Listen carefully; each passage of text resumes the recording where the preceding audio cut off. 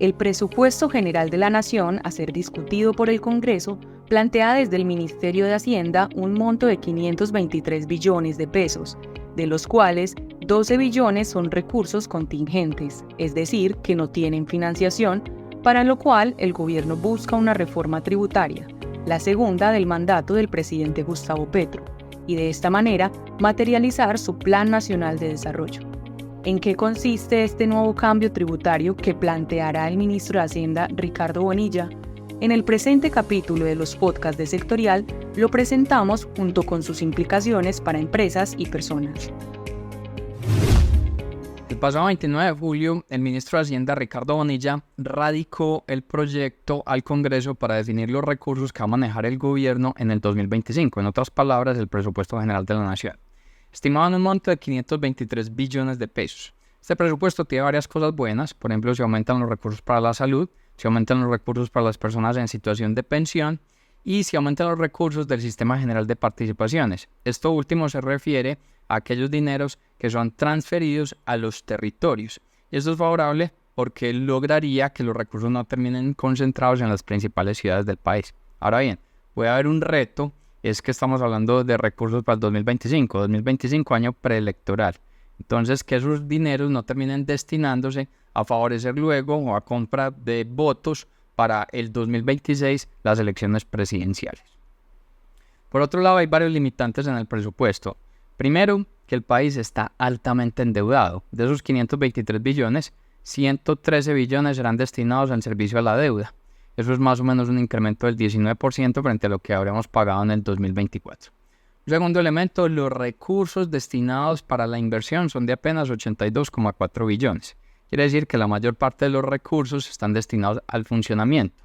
Un limitante de recursos en la inversión, que están bajando del orden del 17%, va a hacer que este presupuesto no logre generar estímulos al crecimiento en materia de PIB del 2025. Efraín Cepeda, que es el presidente del Congreso, hizo un llamado de atención diciendo que no entendía por qué este proyecto había sido radicado si ni siquiera tiene cierre financiero.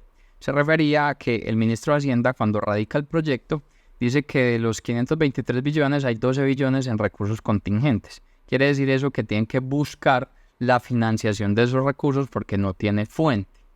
Efraín Cepeda hacía el llamado de atención teniendo en cuenta que las estimaciones del gobierno en el pasado reciente son muy malas estimando esos recaudos fiscales. Entonces, ¿qué vamos a tener? Vamos a tener un presupuesto en el 2025 que inicialmente parte de una desfinanciación. Pero ¿será que sí son 12 billones? El faltante de fuente de financiación va a estar atado primero a una buena gestión de la DIAN, ¿sí? Si hay una buena gestión, pues los faltantes posiblemente se reduzcan. Un segundo elemento depende de una muy buena gestión de Ecopetrol y ahí los resultados son bastante desfavorables. Y hay que tener en cuenta también que el déficit fiscal de nuestro país es del 5,3%. Entonces, ¿será que sí son los 12 billones o probablemente sea mucho más? Algunos analistas hablan incluso que el déficit es de unos 40 billones. Entonces, ¿cómo corriges ese problema? Puedes cortar de tajo el presupuesto, hacer un recorte. El problema de eso es que lo que se recorta no va a ser el funcionamiento, va a ser directamente la inversión. Entonces vas a tener problemas en dinámicas de crecimiento para el próximo año.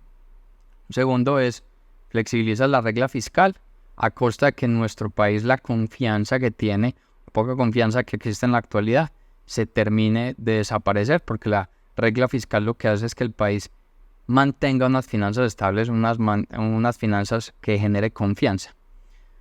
Un tercer elemento puede ser estimular el crecimiento económico, que debería ser donde debemos partir o donde estén los mayores esfuerzos, porque a medida que se da un crecimiento económico, pues los déficits fiscales se reducen.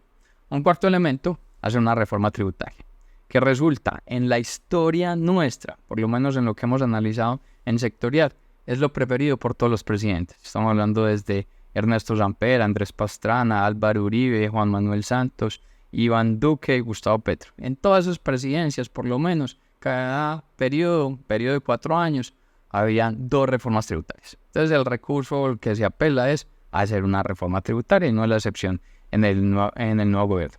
Pero ¿será que las empresas colombianas y los colombianos aguantan más impuestos? Mencionamos esto porque, por ejemplo, en las empresas, Con la reforma tributaria que se hizo en el 2021 del gobierno de Iván Duque, las empresas tienen una tasa de tributación del 35%. Es la más alta de nuestra región junto con Argentina. Argentina también tiene el 35%.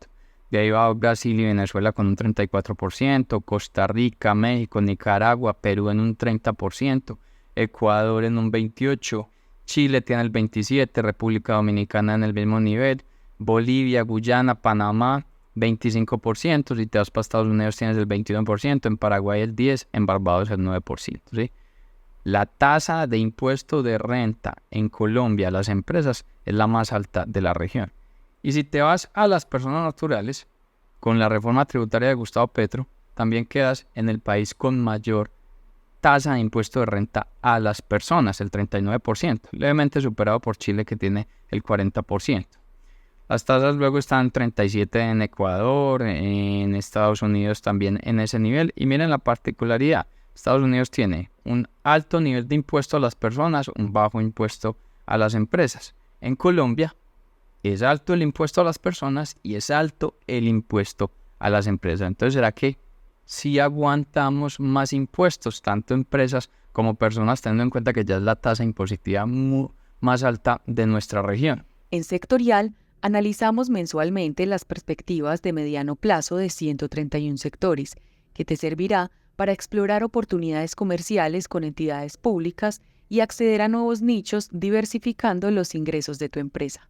Para conocer más sobre este estudio, visita www.sectorial.co. Probablemente no, y probablemente esta reforma tributaria lo que va a llevar es a un desestímulo luego en las necesidades de crecimiento y de dinámica económica del país. ¿Cuáles son las pistas que ha dado el ministro Ricardo Bonilla de dónde van a estar los nuevos gravámenes? Primero se habla que se va a disminuir la tasa nominal de renta a las empresas del 35 al 30%, pero una vez advierte que eso es un proceso gradual, entonces no tendríamos directamente esa ventaja. Y adicionalmente es probable que en esa disminución de impuesto, luego algunas de las exenciones que tienen las empresas se retiren, o sea que el efecto posiblemente sea nulo. Luego entonces, ¿de dónde vas a sacar los recursos para hacer el cierre del presupuesto general de la nación? Las pistas están en aumentar la base, o más bien disminuir la base, y que tiene que ver con el impuesto al patrimonio. Eso está hoy en 3.400 millones. Las personas que tienen patrimonio superiores a 3.400 millones pagan este tributo. Entonces, bajar esa base para que más personas lo paguen. Segundo elemento, aumentar la tasa a las ganancias ocasionales, hoy en el 15%, que se aumente al 20%. Generar un nuevo tipo de gravamen a rendimientos financieros, dividendos, arriendos, como todas esas rentas asociadas al capital. Una nueva manera de gravar a los independientes, por ejemplo, un médico con consultorio, a un consultor, ahí también pueden haber elementos. Ya se ha hablado de más sobretasa a lo que tiene que ver con petróleo y carbón, tratando de corregir un poco lo que hizo la Corte al permitir la deducibilidad de las regalías. Ahí probablemente van a estar los principales elementos. Sin embargo, no se descarta que se aumente la base de declarantes de renta personal natural y que se pueda tocar el IVA. Sin embargo, sería muy riesgoso que el gobierno toque el IVA, porque si echamos cabeza un poco, en el gobierno de Iván Duque, cuando estaba Rasquilla de ministro de Hacienda, su reforma planteaba el ajuste en el IVA y fue uno de los detonantes en el estallido social. Los invito a que se mantengan conectados con los podcasts de Sectorial. Vamos a seguir analizando estos elementos en materia tributaria y luego el impacto que están teniendo en los sectores.